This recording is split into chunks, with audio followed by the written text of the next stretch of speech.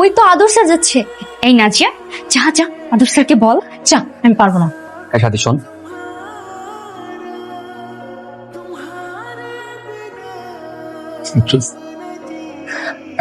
Miraj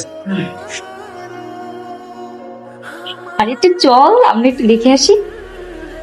sir sir sir sir sir আসসালামু আলাইকুম। ওয়ালাইকুম আসসালাম। স্যার আপনার সাথে জরুরি একটা কথা ছিল।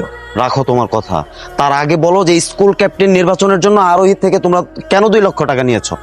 স্যার টাকাটা তো শান্ত চিকিৎসা করার জন্য নেওয়া হয়েছিল। তখন আরোহী আমাদের একটা শর্ত দিয়েছিল, ও আমাদের 3 লাখ টাকা দিবে, কিন্তু ওকে স্কুল ক্যাপ্টেন হতে আমাদের সাপোর্ট করতে হবে।